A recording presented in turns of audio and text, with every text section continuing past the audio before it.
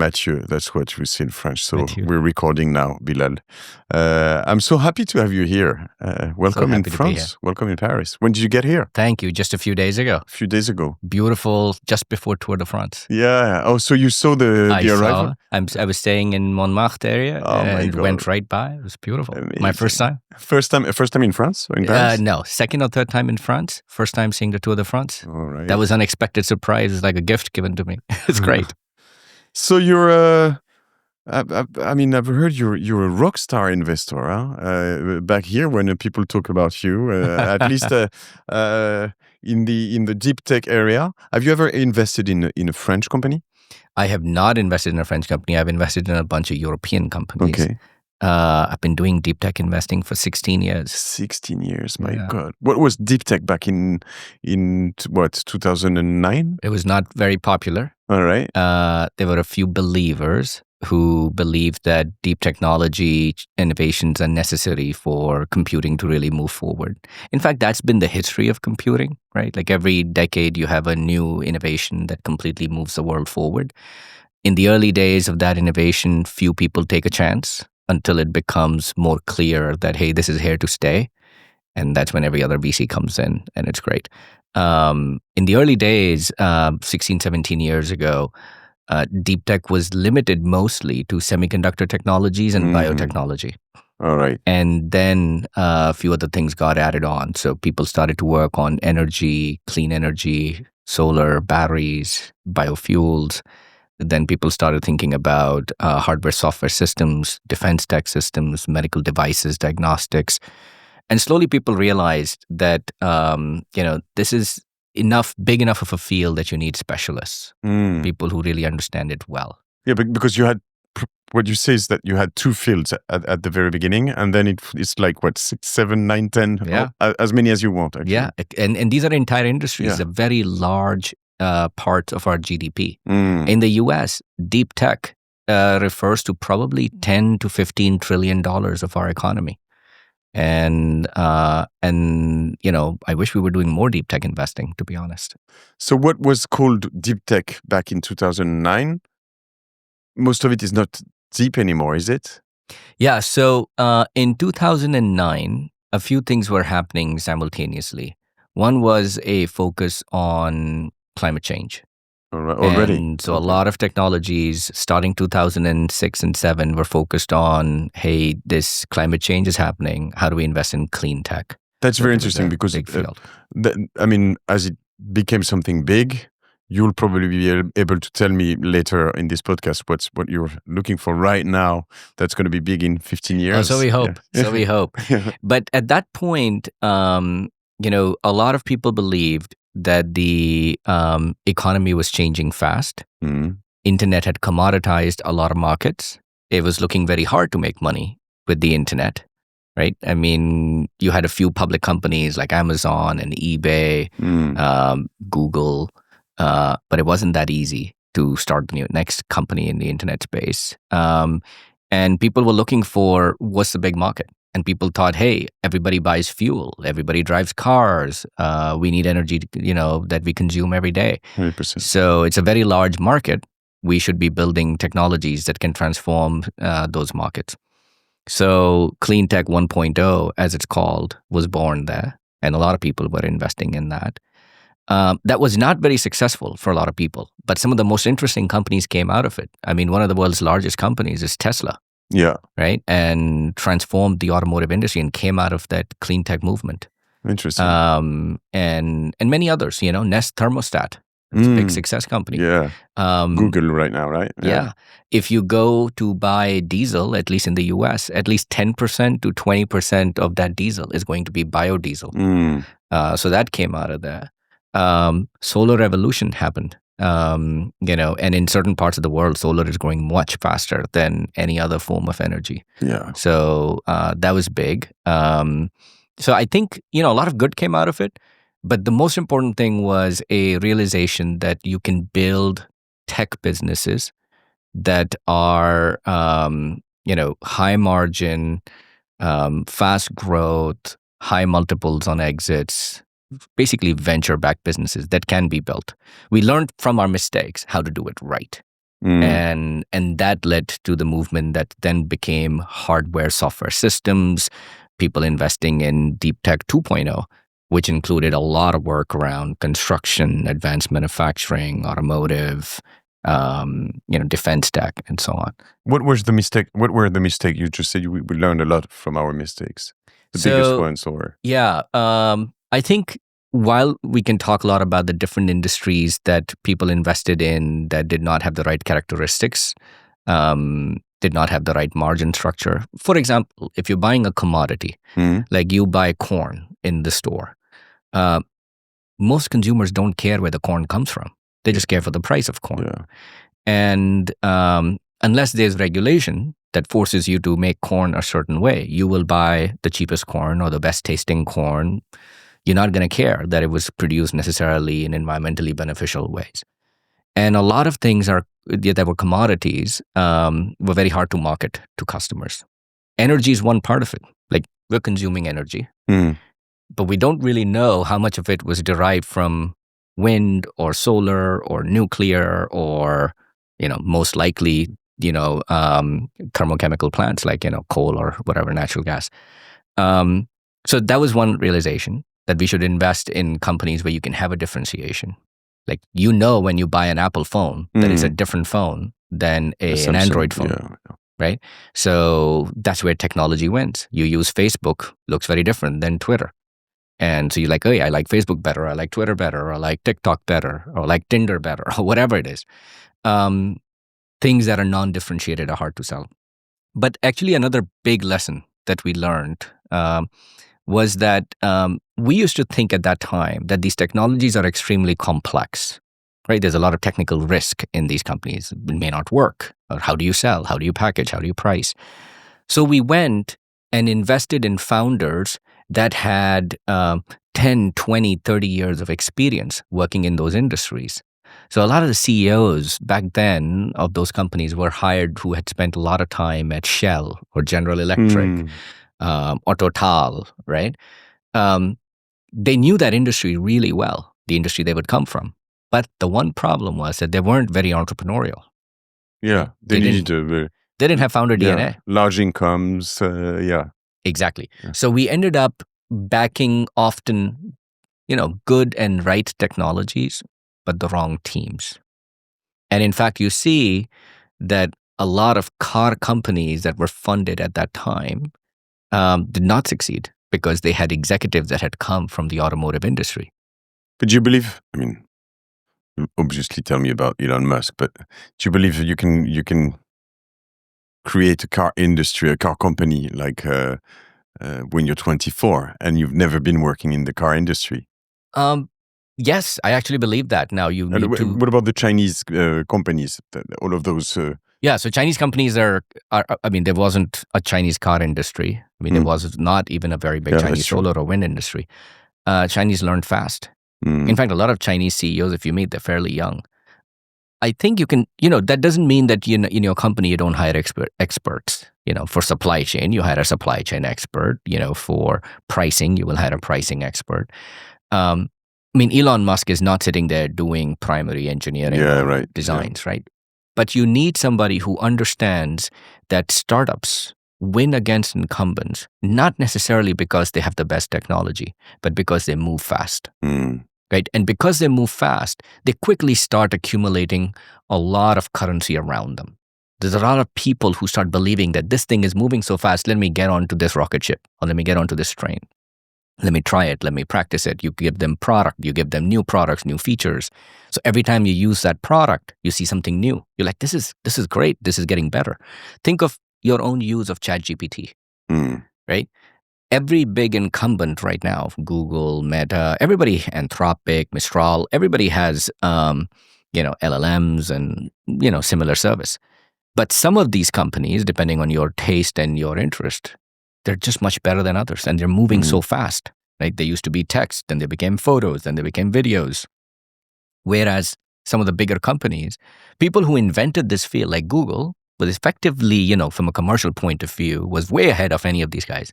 But they just moved slow, almost to the point where they were scared that they could be left behind. So I think speed matters, and I think founders get that. Founders just move fast. Is that something that is still very important to you today? 100%. 100%. 100%. In the deep tech area, my understanding sometimes is that it moves slower than some of the software industry, more traditional, because I mean, you still have more research, you still have a longer go-to market. I mean, is that right, wrong? I mean, and still what you say, it's just you have to move smarter than the rest of the industry. But every industry would have a certain cadence, a certain way things are done, a certain speed at which you bring new products to market or introduce them. Founders come in and they just have to go faster than everybody else. So you cannot compare a online consumer internet startup and this pace at which they can create the product and ship the product to the way you would ship a car. But the online startup that's doing consumer internet dating app, they have to move faster than all other dating apps. They have to give new ideas, new product features, new marketing ideas. And if you do that, you start to look and run ahead of all the other companies in your space. In the automotive industry, you have to do exactly the same thing. You have to run faster and harder than the other automotive industries. Like the reason people buy Tesla. So let me give you an example of Tesla. You brought it up. Forget about Elon. Elon's amazing in his own way, also crazy in his own way. If you think about that company as a car, like as a mechanical car, I would argue it's not better than any other car company. Like its doors are not better, its windows are not better, seats are not as comfortable as a German or a French car or a Japanese car. But what is better is its software. 100%. Right? If you take the market cap of much Tesla, better. If you take the market cap of Tesla divided by the number of cars they sell every year, insane. It is that number you get is about 10 times the same number for a Mercedes or a BMW. And it's not because of the metal, it is because of the software. You sit in a car, you have amazing experience, right? Like it's your maps work better, your music integration works better, your Spotify works better. Every other car company, I'm always like connecting it, Apple Play, Bluetooth, maybe it'll work. Tesla, you just go. Right? A simple thing that you never have to start your car. Like that was not a thing in car. You first always sat in a car. What is the first thing you do? Press a button or turn the key to start the car. Now the car is turned on. Now you can move. Yeah. Tesla, you sit in a car and just go. Right? It's a simple thing. Yeah, it's very simple. But it's amazing. Once you use it, like this is amazing. And do you think you can still go fast while you're growing? I mean, is Tesla still fast? Are you still fast? I think Tesla is still fast. And the reason is, again, the founder DNA really matters. And founder DNA doesn't mean that you have to have been the founder from the beginning. Now, in some companies, that's true. You could be an executive, but you could have a very founder entrepreneurial DNA. And if you have that, you would be willing to break things. The best example that people use, or one of the examples that people use, is Steve Jobs. If you remember, iPod was selling well, right? I mean, we all had iPods. Yeah. I mean, I had an iPod, then I had an iPod Nano, and it was a little device. You'd buy it for $100 or whatever. Yeah, I still find some iPod in my house. I was like, I didn't even remember I had this blue, very little thing, right? Yeah. And Steve Jobs was notorious for killing products so that you could get the next product, right? He would just say, yep, we had a iPod. We got the new version of iPod. The old one's not available. Then he got the iPod Nano. Then you couldn't buy iPod. He's like, no, I know you like the bigger thing, but we don't sell that anymore. Yeah. We just on to the next product. Founders can do that. Non-founders have a harder time with innovator's dilemma because something is selling. So they start optimizing on that. And they try to figure out how do we optimize how to sell that even more or even better or make more profits off of it. Entrepreneurialism requires you to say, okay, that's selling well. What's next? Jeff Bezos talks about it where he says, I don't think about revenues for the next year or 2 years. There are other people in my organization that are responsible for that. I think about what Amazon looks like, when he was a CEO at least, what Amazon looks like 2-3 years out. I'm so jealous. I so want to be that guy. Are you still fast, Bilal? I try to be, and I think the way you do that is by, forcing yourself to do uncomfortable things. Is it important to be fast as an investor? It is extremely important to be fast. In fact, I have 4 core values in my company. And so I'll give you an example of being fast. I was comfortably working at one of the large funds. I could have just continued to work there or work at another large fund. And I said, the way the world moves fast and do new things and try new things is by, becoming smaller and trying something new. So I started a new venture fund to do exactly that. My 4 core values are curiosity, intensity, integrity, and humility, right? Curiosity, because the world is changing so fast, we can learn new things all the time. Intensity is the speed at which you move. It's like put everything into it. We have, as investors and as tech observers, we have the front row seat to the best show, to the most exciting show on earth. Okay? Yeah, I'm just writing it down. I'm going to take those. Yeah, what else could you be doing at this point? Like, I'm here in Paris, vacationing, beautiful place, amazing food, stroll down whatever avenue you want. But then I get a chance to meet you. And I'm like, all that can wait. Let me go do this. Because I will meet you and, you've done an amazing job building what you've built here, both as, what you do with the media, but also with the fund. Can't give that up. And then integrity and humility are equally important. So curiosity and intensity make you a good investor. Integrity and humility makes you a good human. And I think the world where it's going and how important technology has become to basically everything we do in life, we need to not only be good investors, but we also need to be good humans. It's very hard. I find it very hard sometimes to be intense and how do you say integrity. I mean, and human. And I mean, sometimes when you're intense, people are. I mean, you're after people. You know what I'm saying? You're like intense, right? And I think it's the toughest part to balance the intensity, because you don't want to balance it too much. I mean, you want to be intense, right? I think integrity and humanity doesn't mean that you're not intense.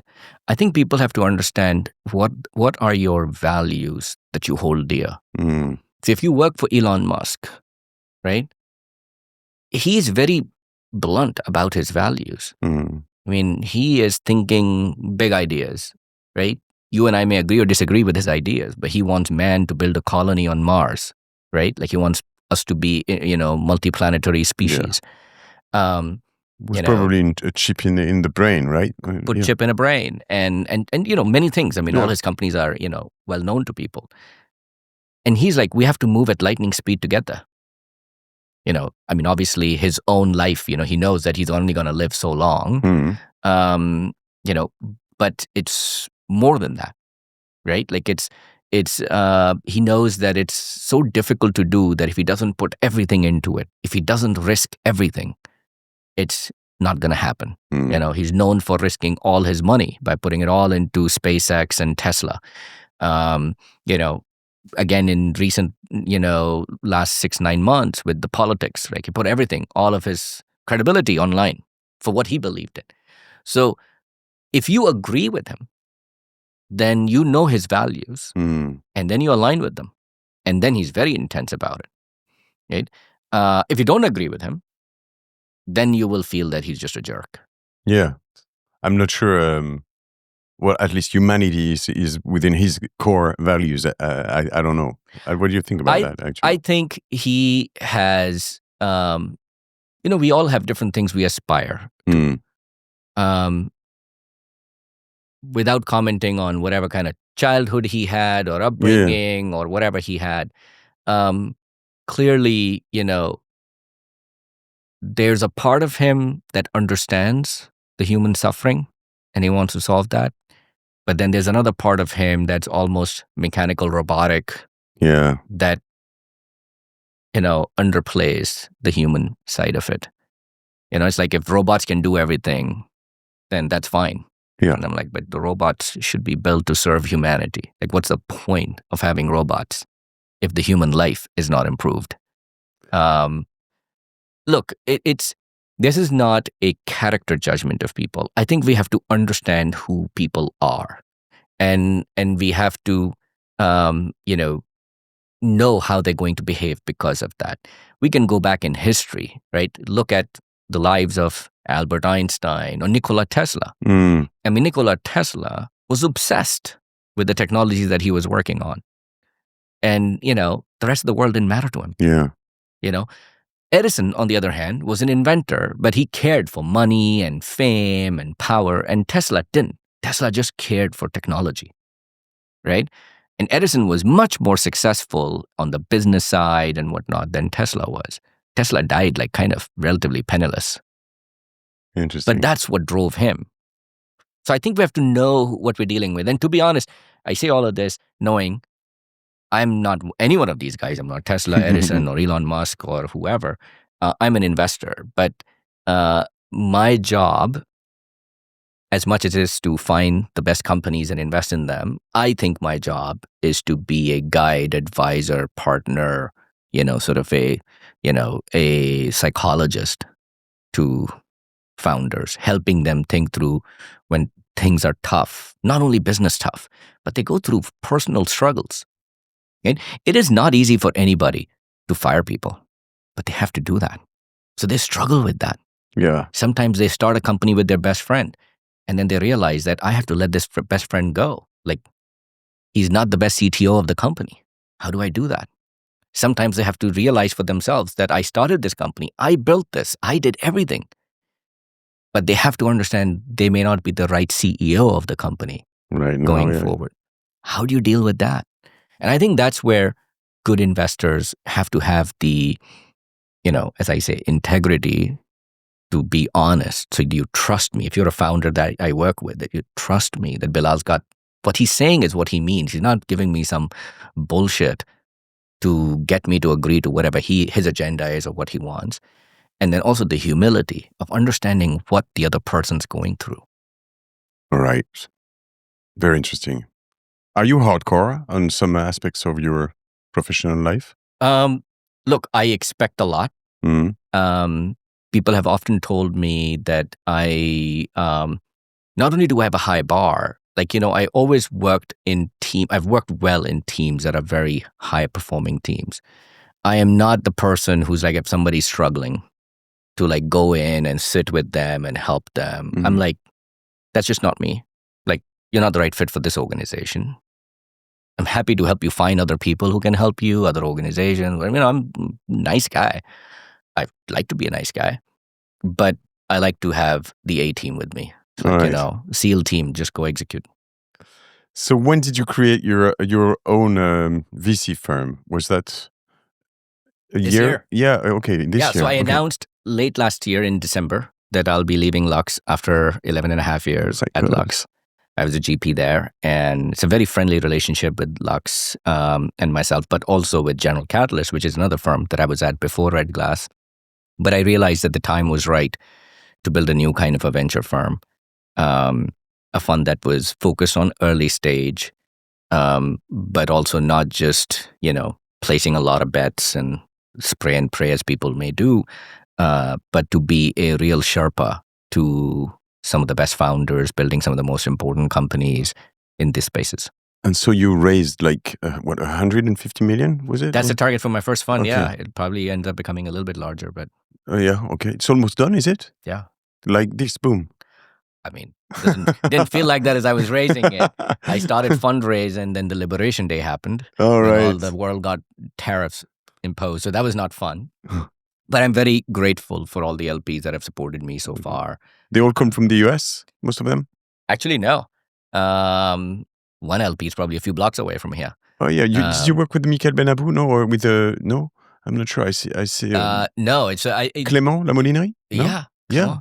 Yeah, with because I helped them to raise money for some of the funds. I'm glad. So a lot of my friends have invested. So I have French LPs. Yeah. I have French LPs. I have Swiss LPs. I have LPs from the Middle East. I have LPs from Asia, and obviously a lot from the US. Okay.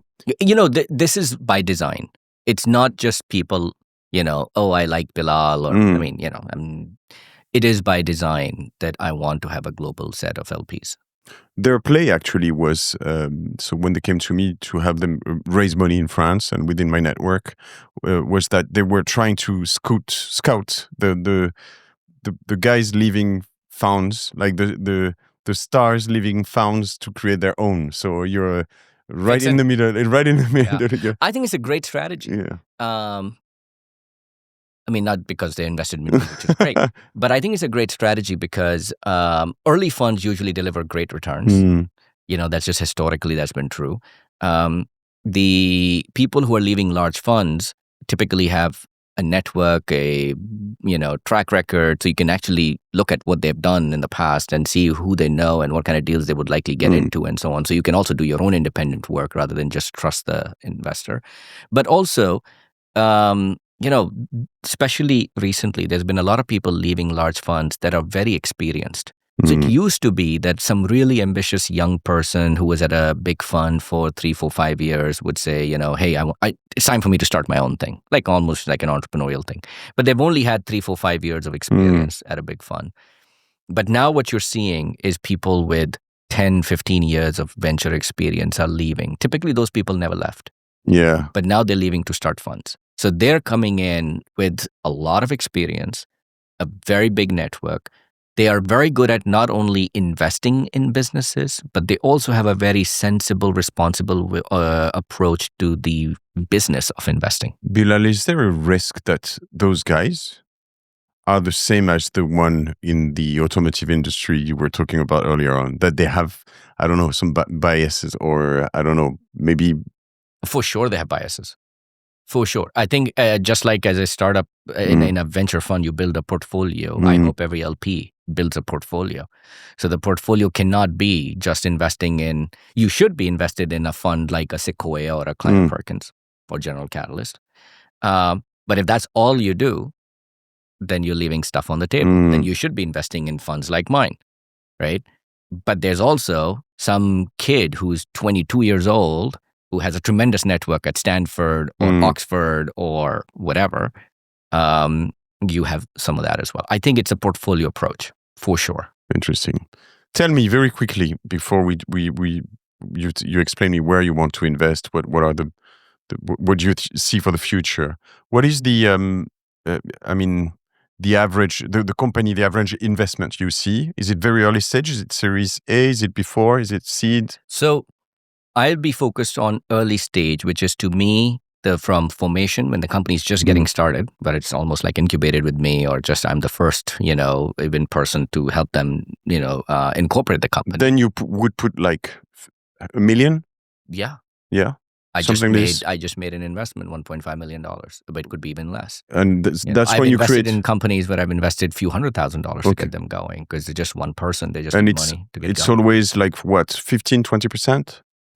Depends, but in the 10 to 20% range. 10 to 20%. Yeah. Okay. So, and then all the way to Series A.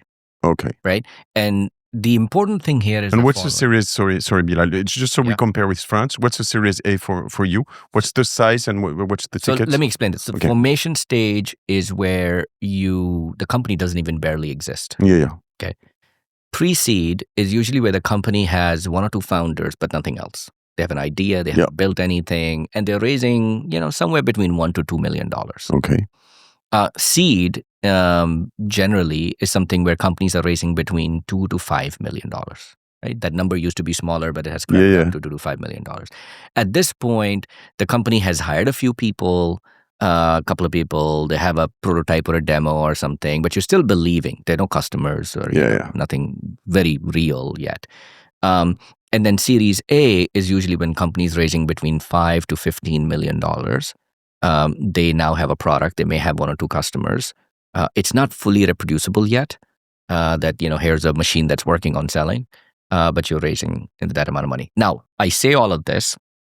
This is what traditionally happened. Yeah. Now, in USA, there's also Series A's happening that are $2 billion Series A. Yeah, So that's why I was asking you, but that's different. Yeah, okay. It's Those, like Mistral in France. You've heard about the Mistral.ai. I mean, it's just like a Series A, 200 million, or sometimes.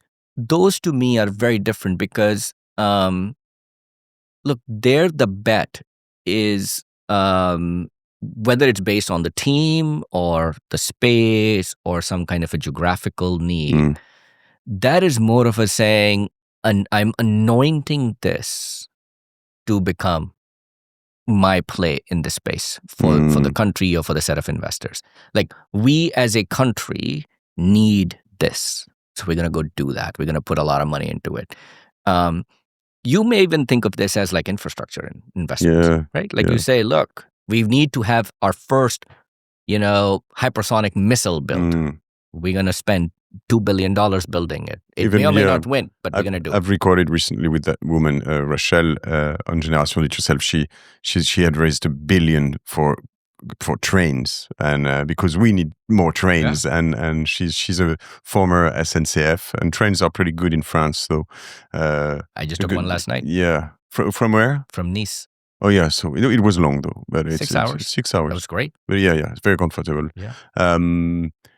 And so but the question was because recently, actually, is it a French company? They're based in the US. I don't know. They're French, but have you ever heard about Arcades.ai?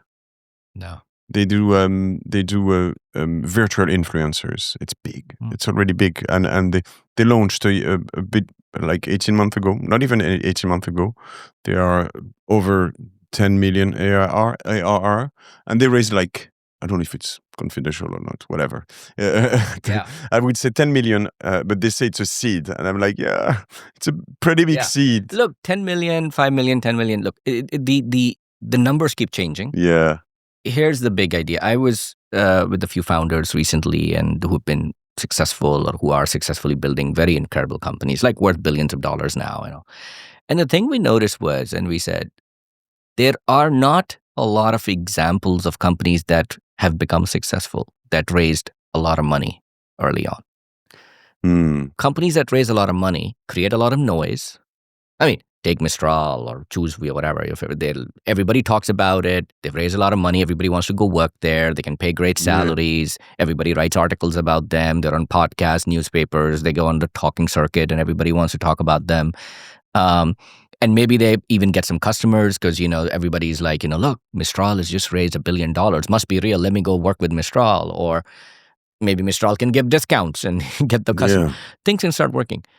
But there's something about finding real product fit. 100%, yeah. That you don't get when you get overloaded with money early on. Now, it's one thing if you have to raise money so you can build a train, right? I mean, she had to buy like 850 million euros of trains. So exactly. So that's a different thing. You're just buying an infrastructure or you have physical, thing that's needed. But when companies raise a lot of money, overwhelmingly bad stuff happens. You pay people way too much money. If you pay people too much money, there's a lot of people who just get very comfortable, right? They're not working as hard. It's just, this is what happened to Google. Like people I've had people who would work at my portfolio companies and say, hey, I just had a child. I'm going to leave this startup that you hired me into. Why? I want to go to Google. I want to have a little bit of an easy life. You're like, that's not sounding good for Google, but okay. Yeah. Well, yeah. And at the end, it's very interesting. I'm just thinking, because we go fast and break things, right? And when you break things and you've raised $500 million, well, it's going to cost a lot of money, obviously. Look, money is, there are people who have $500 million to spend. Yeah. Like the one thing that I've learned over 16 years of venture is that I'm not fazed by, when 15 years ago, if you said $1 billion, I would be like, wow. I'd be like, $1 billion, right? But now we hear about it all the time, right? It's true. There are billionaires all over Silicon Valley. So billions or 10 billions or, we now have multiple companies that are $1 trillion companies, right? Yeah. NVIDIA was a few tens of billions of dollars worth. Now it's $4 trillion worth company in a few short years. It's the French PIB, how do you say, French net income, is it? Or yeah.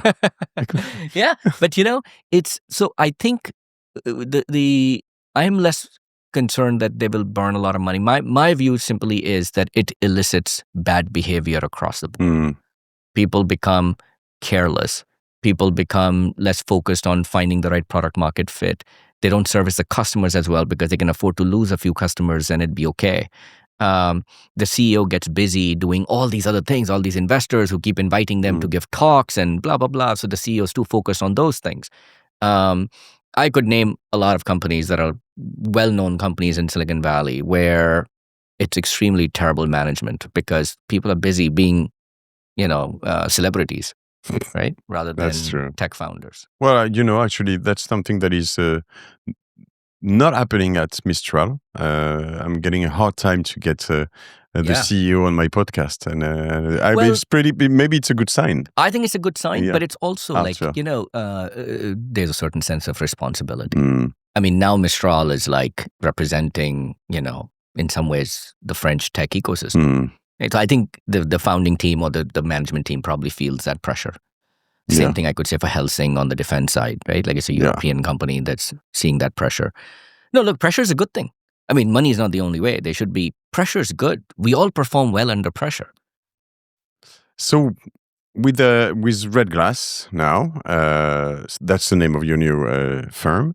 You're investing from a couple of, few 100,000 to what? 10 million? 10 million, yeah. Yeah, 10 million. Yeah. What's your obsession right now, Bilal? Where do you aim at? So the thesis that I'm investing around is, building early stage companies at the intersection of AI and the physical world. That's what I've read. Okay. Yeah. AI, we all know what's happening in AI. And is it too late? Like AI is, it's too expensive? No, not at all. Not at all. Here's my thesis on AI. Okay. When I came to the US in 1995 as a student immigrant, internet had just arrived from Pakistan. Okay. Internet had just arrived. Netscape moment was November, December 1994, if I'm right. And internet, as you and I have seen it grow over the last 30 years, is there's obviously the data centers, the cloud, the compute, the connectivity and networking equipment. And it was, all the applications on internet and websites. And then it was mobile apps and all of that stuff, right? Like, so a lot of stack got built over time and big companies came out, right? Just cybersecurity companies for the internet are worth $100 billion. And obviously all the Facebooks or Twitters and all of that stuff. But the most important thing, if you really abstract it all, in my opinion, what internet did was reduce the cost of communication to zero, asymptotically.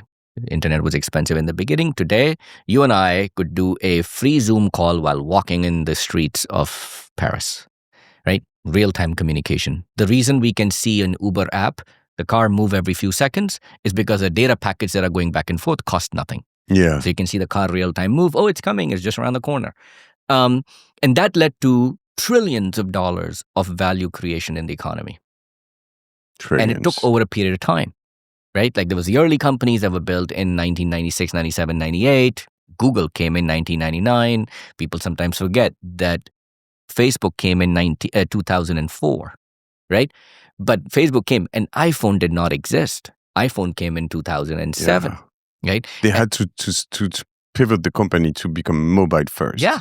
And when iPhone came, it was iPhone 4 that came with a GPS, which led to Lyft and Uber thinking, wait, if I have a GPS, I know where you are. I know where I am. Was it the 4? Oh my God. Think about it. Like it was iPhone 4 was the first phone with a GPS chip in it, right? It wasn't even iPhone 1. And iPhone 1, you couldn't do copy paste, right? And which was like, everybody's like, I can't do copy paste. How do I write emails if I can't do copy paste? So, and then came these old companies like Uber and Lyft and Instacart and DoorDash and delivery and all. I mean, I come here, I open an app, I take a bicycle, I just scan it, and voila, I'm on the street, and the map is there and it's telling me where to go, and I can see all of Paris in one day, right? You can do that. So all this happened over a period of time because the cost of communication went to zero. Here's what's happening with AI. So people think of AI as these models or compute and GPUs, and there are going to be all these applications, research. It is the cost of intelligence going to zero, right? So you and I are constrained by the number of intelligent people we can afford to hire, right? You have the studio, you hired a bunch of people to help you set this up, right? But there's only so much you can do, right? But if you didn't have that compute, limitation, what would you do? I use it in my industry in the following way to explain this to myself. Andreessen Horowitz comes on the scene, maybe 15, 16 years ago, and they created the service model for the venture capital industry. And the idea was that we are going to hire a lot of people who can provide you service for expert opinion on things that you need, for hiring, for marketing, for pricing, or whatever that might be. Because Andreessen Horowitz built bigger and bigger funds, they now have a team that's 500 to 700 people. My God. Right? But they could pay a lot of those people. How many at Red Glass? One. You're solo? One. I'm hiring my first employee as an investor. I have a CFO, I have an EA, but my first investor is joining me next month, and then I'll be hiring 2-3 people. But here's the thing. A fund my size, $150 million fund, can maybe hire 3, 4, 5 people, right? And living in Silicon Valley, the kind of salaries you have to pay to get the best people in, I cannot hire 500 people. Let's be clear, right? So typically what a fund like Andreessen Horowitz could do for a founder, they would say, we can give you so much, right? We have 500 people at your disposal. They can help you in every which way. And I would be like, well, I can't do that. I have 4 or 5 people. But with agentic AI technologies in the future, I could have 500 agentic or agents working for me. You have recruiting help. I can deploy 10 agents on you looking for technical help, mechanical engineering, electrical engineering, software engineering in this province of India. We'll go find people for you, right? We don't need a guy doing that, that's sitting in the room doing this. You want pricing help? We will build extremely careful models and research. I want, sourcing of deals. It's not just people talking to me or me going to events. It's like I have everywhere who's sourcing all things, who's left this company, who changed their LinkedIn profile, who connected with another investor. I have all kinds. If you could do that, the way you would build things are very different. Now, going back to where am I investing? There was a lot of industries that are very important industries. Healthcare, energy, automotive, construction, the world we live in. Right? Food, agriculture. There are all these industries that were constrained by the scientists and the engineers we could deploy on them. The batteries that we use for our laptops and phones to the electric cars and the buses that I see are all electric here in Paris. They only improve a few percentage points every year because even the best scientists, there's only that many who are working on it and they improve it. But what if you could put 1,000 more engineers on it? 1 million. Right? 1 million. You will see faster improvement in things, right? There will be some physical constraints, but there could be robotics doing experiments there would be acceleration of a lot of different things. And virtual experiments also, yeah. And if you could do that, then we could actually transform industries that previously were very hard to transform. Here's a statistic that most people don't know. All the engineering graduates every year, 40% of them are Chinese. Of all engineers currently working in the world, 30%, 25 to 30% are Chinese. Okay? We're just not producing enough engineers in the rest of the world. That's just a reality. Okay? So until a few years ago, I used to lament and I used to say, how do we catch up? How do we catch up? We don't have enough mechanical engineers, material scientists. We have nursing shortages. We have all kinds of shortages, right? Now I think, wait, maybe there's another way. I don't need to see a nurse for everything. There could be agentic AI or AI that's helping me figure out what my problems might be, what should I be doing.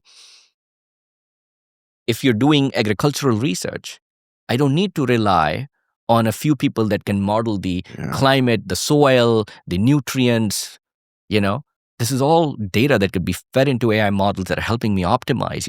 It's a little bit like, making the best wine in Paris. I know nothing about wine because I don't even drink wine. But the idea is this town and this locality has the right soil and the right temperature to give you the right wine.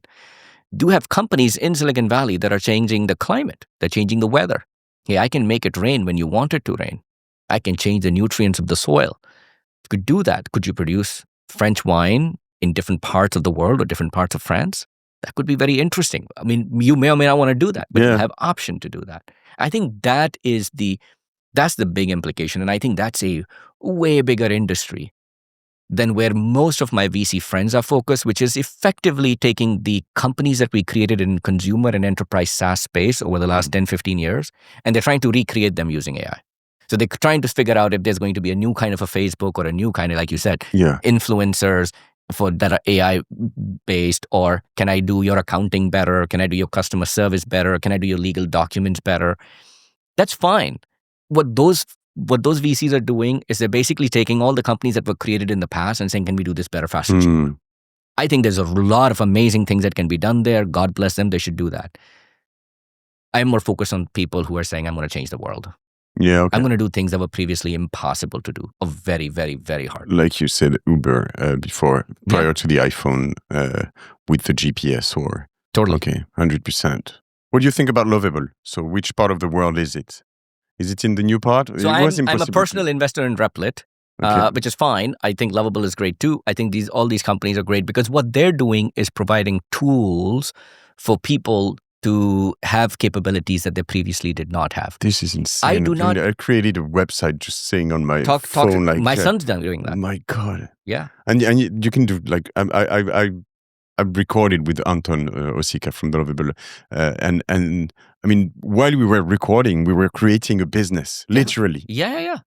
Absolutely. Like, what the fuck? Look, Stripe did that 10 years ago, 12 years ago. You know, if you had an online business, let's assume you're very good at painting at home and, your free time, you just make paintings. And you say, I want to create an online store and I want to say, sell my paintings. Before Shopify existed, you had to create a website and, figure out how to market it and SEO and stuff, right? I did that for years. Yeah. Matthew.com, right? And then you're selling it. But then you have to accept payments. And it was such a pain in the ass to accept payments. Terrible. Yeah. Right? Like I remember the days when you would have to, you would click on the pay button and it would take you to a PayPal website and you'd be like, this is a different website. Okay, but you enter all the information there, you click and then you wait so the payments go through and then they send a message over to the website, originally send you back to the website. And now, like as I said, on Uber, they say scan the code on the bicycle. It scans the code, press one button, voila. It's yours. Drive. And then it says, end the ride. Press a button. End the ride. And I'm done. Right? So the same thing will happen everywhere. Like you will have capabilities with coding that nobody had. And not just coding to make apps. Like right now what Lovable and Replit and all do is simple apps or simple businesses. Tomorrow, you could become a material scientist. Like, think about it. You could sit there and you say, what I really want is a battery that that could be waterproof, so I can use it because I go diving and I have this camera that I use and I want it to be waterproof battery. It needs to last so long. It needs to have this shape because I'm fitting it into my helmet. You're designing a helmet. You're designing a gear. Right now, you wouldn't be able to do that. But tomorrow, you can start optimizing and designing, right? And that becomes interesting. Like the opportunity, the design space is going to open up in so many different fields. That's the beauty of it. So when you say AI with the, how do you define it? With AI meets the physical world. Okay. So that means when I've read that early on working on this podcast, I was thinking more or less robots, right? Which is not, when you say meets the real world, you mean like Uber. I mean, in the past, it's change like, the real world. Yeah. I mean, the way to think about this is, look, Jensen Huang talks about it, that we've gone from, AI that was really understanding image recognition and so on. Then we went to GPT moment, which was generative AI. Yeah. Then we went to agentic AI. And then he says the next phase of this is physical AI. And the physical AI to him is AI embedded in the real world, which is robotics, autonomous cars, and so on. But it's actually more than that, right? When right now, at least in the US, I don't know how it works in France, but if I'm sick, like I'm feeling not good, for last 3 days, I've been feeling headache and I'm like feeling nauseated. I don't know what's going on. What do? You call your doctor, you set up an appointment. The doctor says, unless you're dying, come in 4 days and come see me, right? Something like that. And then you feel better and then you don't go to the doctor. Correct. Yeah. Or most of the time, you don't even, I'll be fine. I'm a young guy. I'll be fine. And then you die.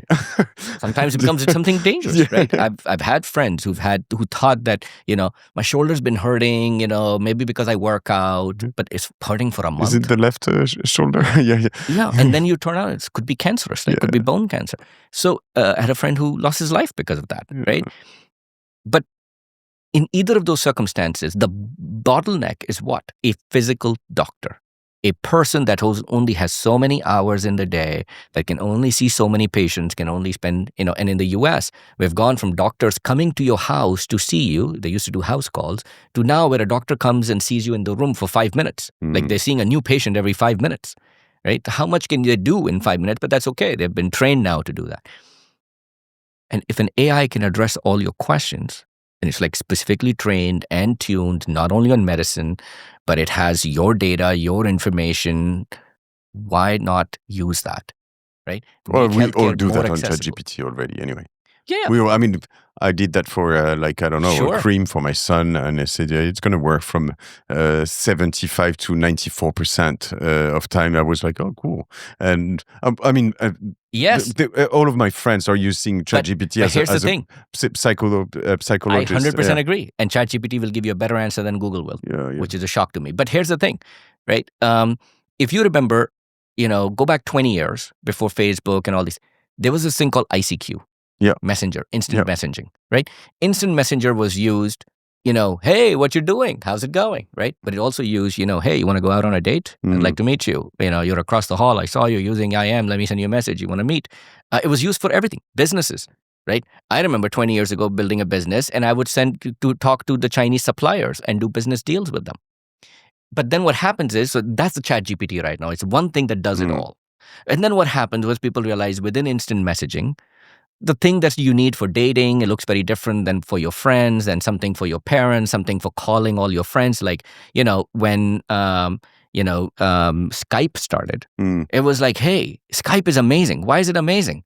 Simple UI, but also you could talk to multiple people. Yeah. You can get your family in 3 different places. Video, and then, So I think the same thing will happen here. Like you will see all these amazing things 100%. Built. My belief is that, when you see all of those waves of technologies, the big players are always in the same area. So you got the banks, and then you got the insurances, and then you got the telecom.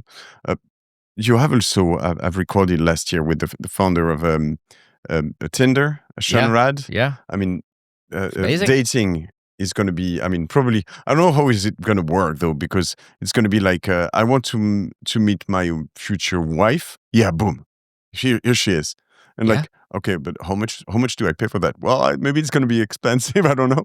But this is mind blowing. I think, look, this is not God technology. It won't know every answer to everything. Like, my wife and I, I can give my entire DNA pattern to this system, and my wife will, and can we still predict exactly what my children are going to look like and act like?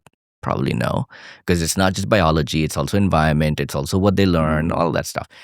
I don't think of this as like some, non-human technology is going to take over. No, it's just tools, right? Like I remember that, my mom growing up, if I said, hey, I would like this food hot, not cold, she would have to turn the stove on, put a pan on, put the food in it, turn it around for like 10 minutes to heat it up, and my loving mom will bring me warm food, right? And then somebody invented the microwave, or at least microwave invented and came to Pakistan when I was growing up. And when the microwave came to her house, she'd be like, oh yeah, great. Take the plate, put it in the microwave, turn it for 30 seconds, back to you. And it changed a lot of people's lives. And there's a lot of people who still probably believe microwave will kill you and don't use microwave. Sure, certainly the microwave food doesn't taste as good as, fresh food. But the point is, it changed everybody's life for the better. I can heat my food up in 5 minutes and be at a meeting and have food in front of me, And I think this is a tool. And AI is going to be a whole set of tools that are just way, way, way more powerful. Okay. What are the first investment you've made? So my first investment's still in stealth, but it's in industrial cybersecurity space. Okay. And here's what's going on in that space. AI. AI. So what's happening is everything that we know cybersecurity, what that means, because all your devices, your phone, your laptop needs security because somebody's trying to hack into it to get your password or whatever. Right? In the physical world, what's happening is that more and more devices are coming online, right? Meaning everything is now internet connected. Now think of like a nuclear power plant. Think of the computer sitting there. Think of the machine, the motor that's running. It's internet connected because it has a sensor on it that sends the data to the internet. It looks at it and says, this motor is about to fail. So before it fails, let me go fix it. Because if it fails, it could be catastrophic. 100%. Right? Yeah. So this is happening across everywhere. Our cars are internet connected, right? Our cars get a message from the outside, hey, your oil level is too low, or, you need a service here, or, let me upgrade your maps and all of that stuff. So the surface area of connected devices is becoming very large.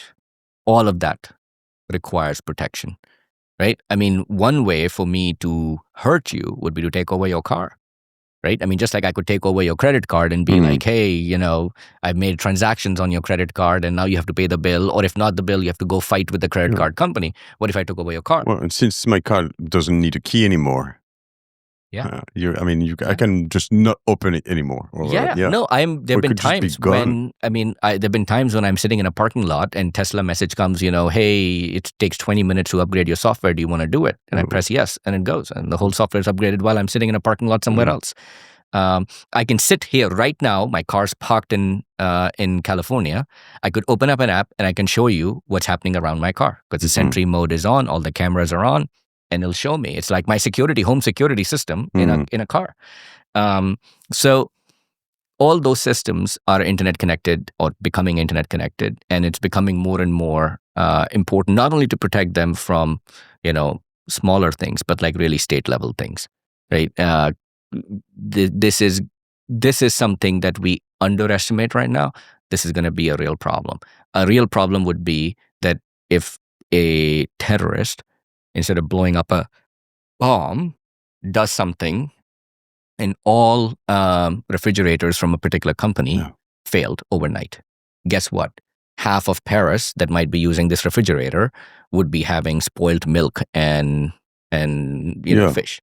Or the economic cost of that could be very, very high. Power goes down, people will die in hospitals, right? If they don't have backup power.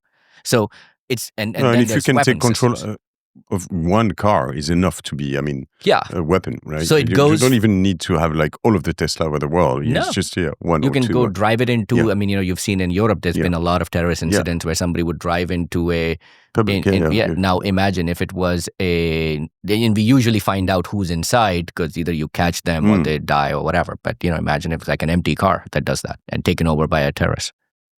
And so, how do you find those companies? Because you guys, we're here. The next question will be, how do we work together? Why would you let OVNI some room into a seed round? So this is a very good question. So let me talk about the founder DNA that I want to back.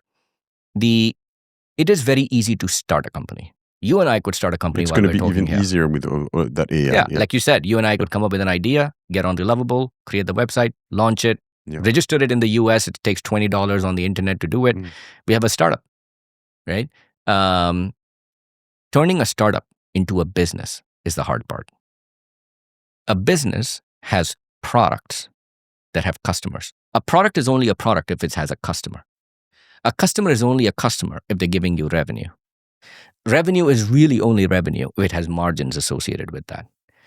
I care for founders who are obsessed with the idea of taking their startup idea and turning it into a business and then a bigger and bigger business. And while they're simultaneously growing the business, the best ones are also growing the TAM simultaneously, right? Those are the things that start compounding. They compound past what I can tell because I looked at a market and a TAM and I invested in it. The founder starts building a business, starts growing into it, and I'm feeling very good about it. What I'm starting to notice is, oh my God, the TAM is actually bigger and bigger because he's building new products that are addressing adjacent TAMs. That's when you start to see companies that start to look like Figma or Stripe or Applied Intuition or, Anduril or all of those companies that, started with something that we thought was this big, but became very big. But these guys are obsessed about building a business. How business building happens is startups can appear sexy to people. That's not why the best founders go into a startup. They don't go in because they think they want a sexy job. They go into these companies. The best founders can get a job anywhere, right? Like they're just smart, they're brilliant, right? Like you and I would hire them. But they usually obsess about something in and around their lives that you and I don't think very much about, perhaps.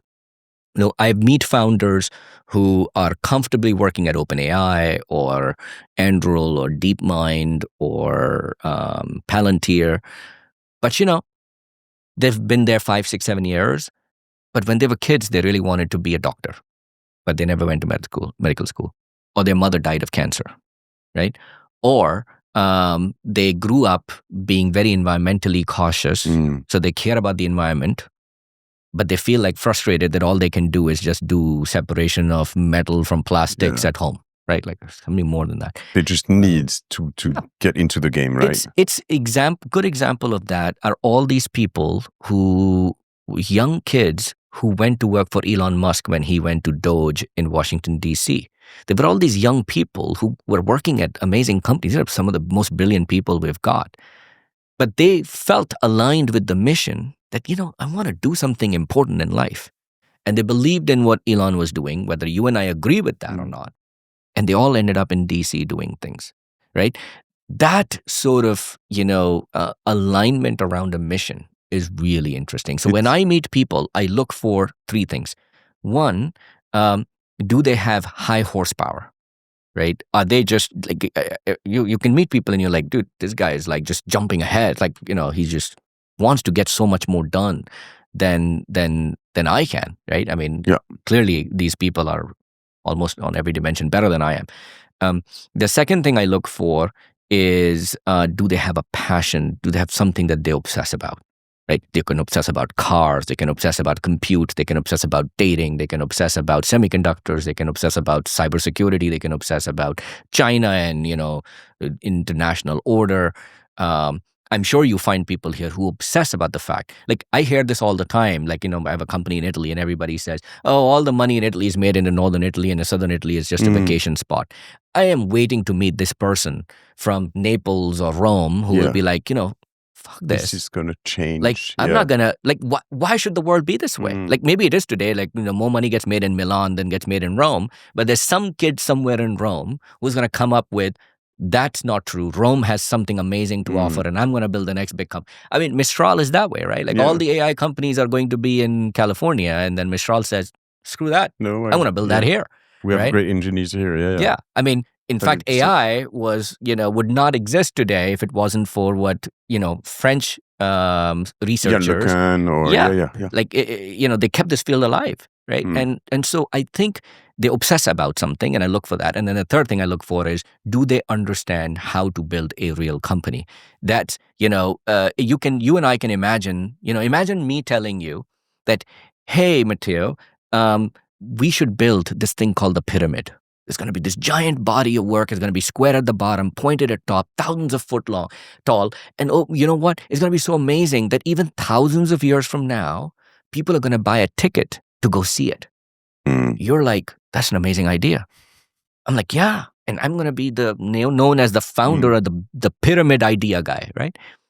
But then I have no clue that what it requires you to do is to first figure out where do you get this big rock, stone, and drag it in the middle of the desert to put it there. Then drag the second one and the third one and the fourth one. Now, what happens is that in the startup world, as I've seen thousands of founders, you sometimes find people who are good with ideas. The pyramid is the big thing. And you're like, great, but they don't know how to build a pyramid. They just come up with an idea and they hope that somebody else can build it. Yeah. Or there are people who know how to build a pyramid, great engineering talent. No ideas. But they don't have a big idea. You give them a pyramid's base that's square. They can't figure out that the best thing to do with that is not to build a square thing that goes on top, but to build this pyramid structure because that will look magnificent, right? And so those are the 2 types. And the best ones are those that can do both. They can think of the big idea, but they don't get lost in it. They're like, we can also execute and build. Sometimes you get some that are Even though I understand you don't like Google that much anymore, but Google is a great source of talent. They get trained. It's like a university now. What's interesting is that I believe that Sergey Brin and Larry Page were not the right people to build the company, but they understood that very early on, and Eric Schmidt came in. It can happen, right? Sometimes. Yeah, no. So what I mean, that story is a very interesting one, right? Because they were the right technical founders, because they were willing to do something that others were not doing. They were obsessed also. They had the passion. Obsessed with that. Yeah. I mean, if you were just thinking as a business person, you're like, there's already 10, 12 search engines. You don't need another one. There's already, big Yahoo, like Alta Vista and Yahoo, and, we don't need a new one. But they were like, something. It's a little bit like saying, hey, in Italy, there's already a lot of business in Milan. You don't need to build one in Rome. Like, or there's already a lot of LLMs. Yeah. You don't need Mistral. Like, why do you need Mistral? Go do something else. Like, we already got like all these other companies, right? So they had that, but they knew what they needed, and what they needed was management. They understood that to run a business of what they were building, they will need to get a lot of people. They will need networking. I mean, they hired Eric Schmidt for a reason. Yeah. The guy understood what networking gear and equipment and hardware looks like. Because when you're a search company, Google wasn't built because they had a website and just some algorithm. Google also built because they built the infrastructure at the back end to be able to serve you results really fast. You wouldn't care about Google if it was very, very slow, right? So it was all of that had to come together. And that's, I think, to me, is execution. And how do you find those companies, those guys, those people with those three skills: as obsession, high horsepower, understand how to build a company? Yeah, where do you find? Do you have an AI? Is it coming on this podcast? I use AI now too. There's three primary ways to think about this. One is, I've been doing this for 16 years, and I've been sowing seeds all across the world and all across the spaces, which are like founders and CEOs and others who send me smart and interesting people when they see it.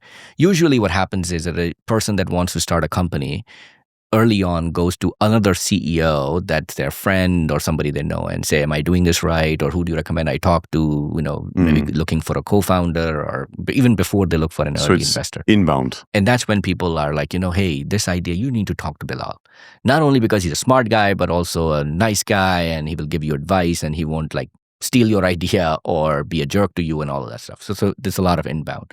The second thing that happens is thesis-based approach, where, either you yourself read something and starts triggering an idea, or somebody tells you something that connects you into some other world. Yeah, that's nice, but actually that you got me thinking about this other thing that could be really interesting.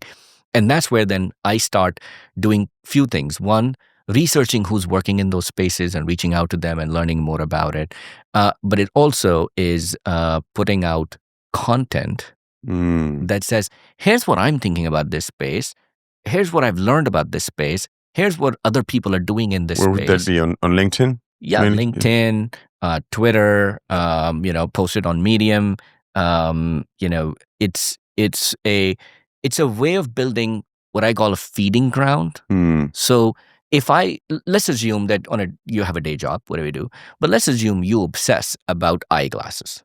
Nobody would know that about you, right? Like when people meet me, if I take this off, I look like a dorky Indian guy who probably codes for a living, wearing t-shirt and ordinary pants and sneakers, like nothing special about it, right? Yeah. You're just like, there are many people like me, right? And then I put this on, and you're like, that's weird. That's Bilal. That's something unique. Yeah. Like, I will never forget this name or this person because he's like unique. There's not a lot of Indian guys who walk around wearing red glasses. 100%. Right? And I think, you want to put that out there to tell people. And what happens is that others who obsess about the same idea then start coming to this watering hole. So what Bilal is telling me is that he gets people to invest in their company thanks to his glasses, which is true, actually. It's true. This is insane. You know what? You're not 100%. the first one. Actually, I had some guy, a French guy called Olivier Cotina. You've never heard about him? Yeah, Olivier? of course. So yeah, very tall. Yeah. And he's got these orange glasses. And he went on my podcast. And what's interesting on Génération It Yourself is that it's fun that you know him because he knows so many Americans. He has such a big network. It's insane. But Olivier, when he came to my podcast, I think he this magical thing happened is that the podcast is big, right? But after years, people still recognize him because of the glasses, Yeah. and they say, "Oh yeah, I saw you on the podcast." And so he tells me like almost every month, every week that it's still happening. It's weird. Look, I fell into this. Like, I wasn't obsessed about glasses. I've worn glasses all my life. I was actually bickering with my wife, who thought I wear boring glasses. So I said, as almost like a anti to that, I put these on and I walked into my office. And even though I had worn glasses for like 40 years of my life, for the first time, everybody's like, "Oh my God, these are great glasses." And I said, "What? People are noticing glasses on me?" So it became a thing. But here's the thing. Okay, think of me as a VC who's trying to market himself, who's trying to establish themselves. I'm trying to build a brand for my firm. I want people to recognize Red Glass. Like today, they recognize Sequoia or Benchmark or Andreessen Horowitz or General Catalyst or Lux. Brand. You're working on the brand. Yeah, I'm working on my brand. Fantastic. But it's not just me. Mark Zuckerberg, when Facebook went public, famously said, "I only wear gray shirts." Why? Because that's one less thing for me to think about. I mean, really? Like, you have billions of dollars. Somebody could buy an entire, wardrobe for you. You don't have to think about your shirts. Yeah. At least the same shirt, same quality, same size, same style, but you can buy it in 8 colors, right? So you only wear gray. Hey, look at NVIDIA CEO Jensen Huang, right? Jensen wears a leather jacket. All the time, yeah. Right? It's like if you take a selfie with him, people now, because there's a lot of people who are taking selfies with him these days, but everybody's like, if the poor guy is caught ever not wearing a leather jacket, everybody's like, now you got to go back and take another selfie with him with the leather jacket, because it doesn't count if it's not with the leather jacket. I think it's great. Like, I feel, branding and messaging, and it's not just visual things. It's also like, do you want to be branded as somebody who's an intellectual? Do you want to be branded as somebody who's a very, founder-friendly, lovable, adoring person? Do you want to be branded as somebody who's a hardcore, like Elon Musk type? Like, we've probably said Elon like 100 times on this podcast. But like, do you want to be branded as Brad Pitt. I think it's there the you best. go. No, I'm kidding. Oh, nothing wrong with that. I'll give you a person who's exactly like that, right? Josh Kushner. Yeah. Josh Kushner was an intern at General Catalyst when I was there. Yeah. And I was working there, and he was, even though he was just a grad student at Harvard at that time, and he would come over and work, he was the most well-dressed intern I had ever seen. Like, all of us would show up in like stupid t-shirts, and he would walk in with like an Armani suit that was perfectly fitted to him. And we would never, I didn't know at that time that Josh Kushner, A, came from a very rich family, or B, will become one of the most successful VCs. But I will never forget Josh Kushner, the guy who wore Armani suits. You have to get your thing, right? It's interesting. I love this. I really love this. I'm going to let you go very soon, Bilal. But I had that question. How do we make this happen? We're trying to work also at OVNI with the best partners, the best co-investors. And I think we've made our way, at least in France already, within the best investment. I mean, sometimes we find it interesting that even with some Americans, it happened in the past, but we're trying to get our share into the deals when they're very hot. How do we make it happen with you? Why would you invest with us? I'll tell you. The industries that I invest in, physical world industries being disrupted by AI, these industries, unlike many others in traditional tech, they tend to be global, right? The largest automotive company besides Tesla is not necessarily, it's not a US company, right? The battery makers are all in China. The semiconductor companies are in Taiwan, right? If you're doing nuclear work, right? Yeah. I mean, France has a huge history of nuclear compared to the US. We built our last nuclear power plant like 60, 70 years ago, right? If you're working in industrial products, you have German companies and you have Korean companies, right? If you're building shipbuilding, right? I mean, we don't build a lot of ships in America, but the rest of Europe and Asia does. So companies that I invest in tend to very quickly become very global. It used to be in traditional tech that first you build your business in the US and establish it there. Once you've done it and fully established, then you go to Europe and that doubles your TAM, right? And then once you've done Europe, then you go to the rest of the world, ROW, and that doubles your TAM again. That is not true in the industrial cases. I have a portfolio company, Applied Intuition. They have their biggest customers are US, but also Japan and Korea and Europe. Like all the major automotive, every major automotive company is their customer, right? They're doing hundreds of millions in revenues, profitable, global customer base, global team, right? I have another company, Nozomi. Nozomi is a cybersecurity company, industrial cybersecurity company as well. When I first invested in that company, the company is now worth close to $1 billion.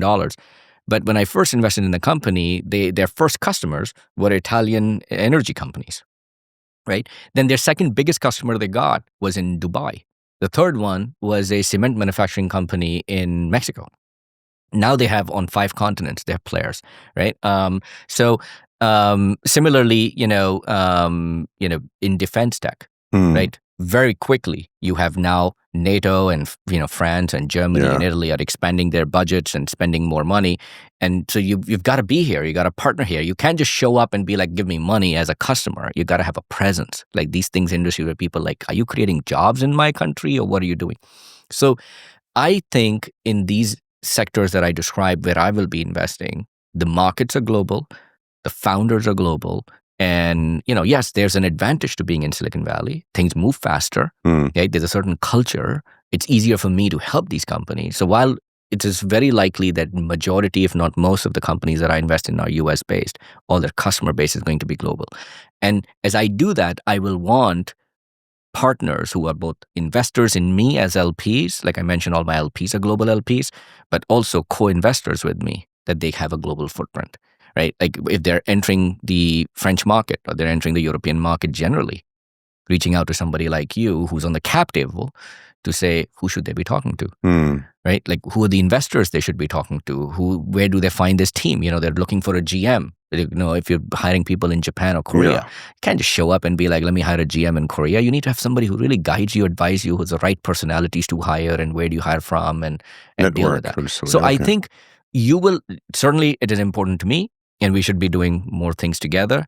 But also generally, I think in this space, you will see greater collaboration. I actually, I do have something else that I heard about on this trip, talking to one of the investors. They said, you look in defense tech, especially we were talking about defense, and he says, in France, we do deals, we want to do investments where we can invest $500,000, $1 million, $2 million, $3 million. But the best companies that are starting up, US funds come, the big funds from US, and they give them 50 million, 80 million, 100 million. Like we can't even compete. We can't even compete. It's like, it doesn't make any sense for us to even invest in them, right? Like if somebody's raising $50 million, how are we going to get $2 million? What does our $1 million ticket do for that, right? And I said, that's fine. There are 2 things to keep in mind on that. One, as I mentioned, companies that raise a lot of money early on, they sometimes, in fact, most often get vanity points, but it actually takes away from their hustle. It doesn't, it actually makes it more difficult for them to succeed. There's so many examples of that. I mean, think of Wag the Dog company. Right? They raise hundreds of millions of dollars. All the companies that SoftBank put money into, my background is bootstrapped, so I totally understand that. Like it's just, at the right time, you should get the capital, but only when you've really figured out what you're doing. So you can really double down on it. Not just because you're hot. Not just because you're hot. Yeah. Right? But the second thing is that, he was complaining that there aren't a lot of Series A investors here because they just end up doing growth investing. And I said, one of the things that might happen here is you will start seeing LPs who are, as I'm raising money, a lot of LPs want to go direct as well. So one of the reasons they're investing in funds is to say, great, you will invest in good company, but if this company is an interesting company that starts to raise money, I will go direct and invest in it. The next round. Into the next round of that company. And I think we will see that before you end up with a lot of Series A and B funds, because that takes a long time, LPs are already there. They already have the money. A new fund to raise $300, $500 million fund will take a long time. Plus, most of them, a lot of them are experienced now, which they were not 10 years ago. Yeah. But they have been doing growth investing. Like they will do Series C or D. It's easier for them to move a little bit earlier in B and 100%. Even maybe in A to partner with you. And I think so I'm interested also in so the reason I bring that up is not only that if let's say a company is raising $10 million, I'm writing a $6 million check into it. Let's assume there are other investors in the US that are doing $2 million. Call you and say, hey, there's a little bit of space available. Do you want to put in? And you say, sure, I'll put in $1 million, making up numbers.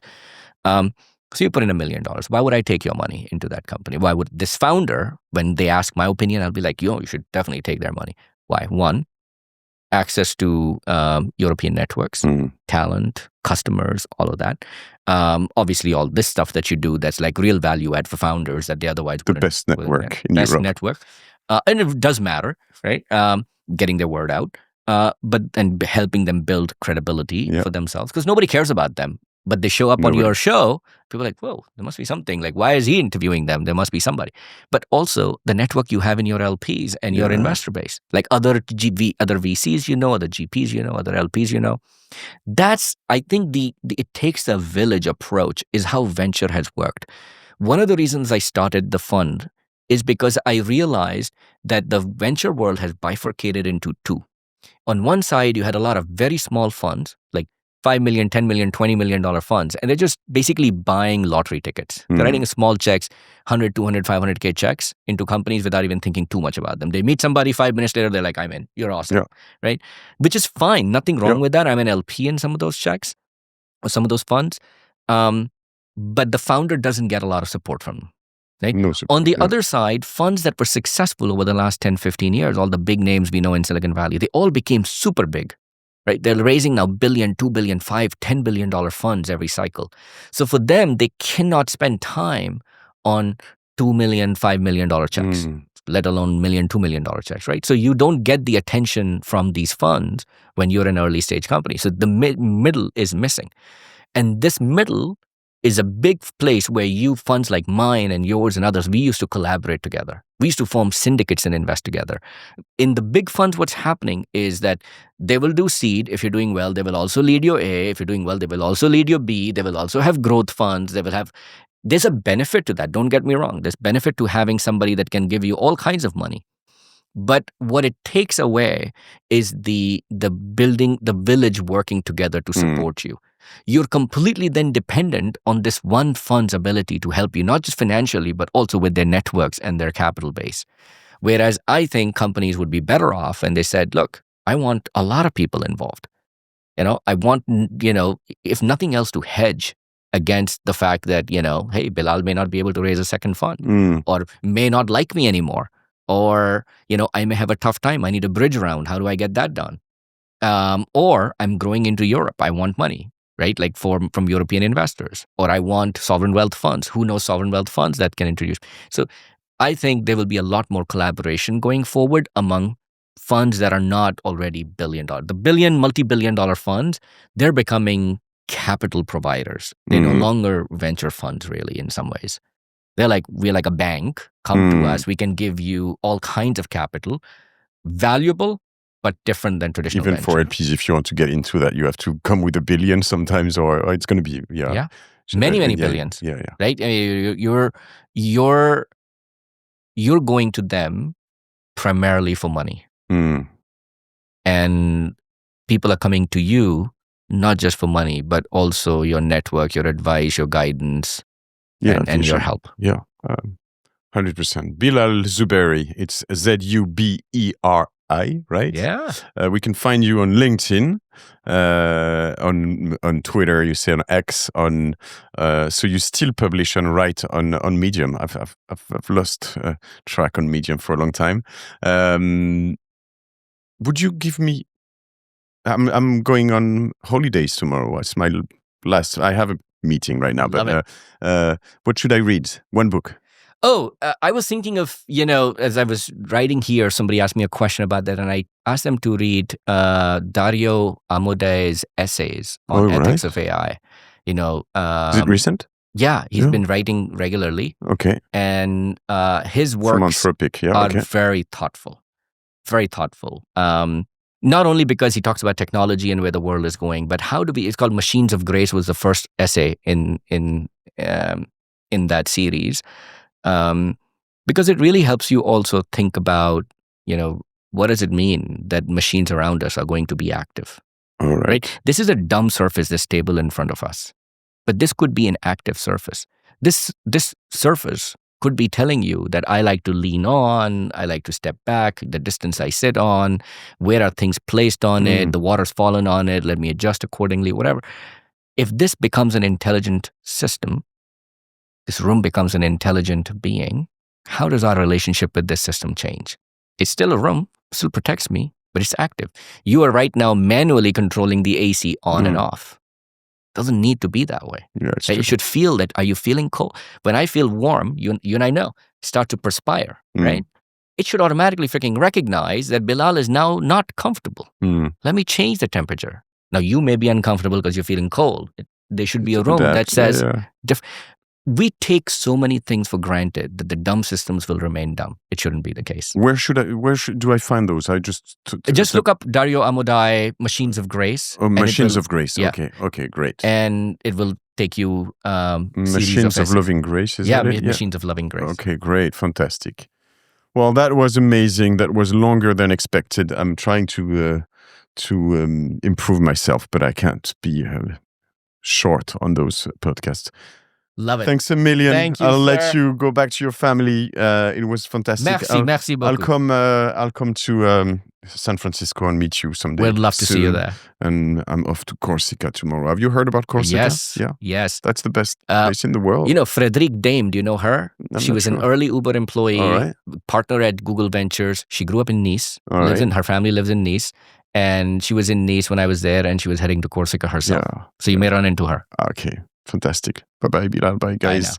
If you like this podcast, if you're new to this podcast, you can share it to friends. You absolutely have to click, register or like button and come on YouTube, find us, and we'll be happy to see you. We have a few podcasts in French, but now we translate them and it's subtitled and it's very interesting in French too. Come on, guys, come with us. Bye.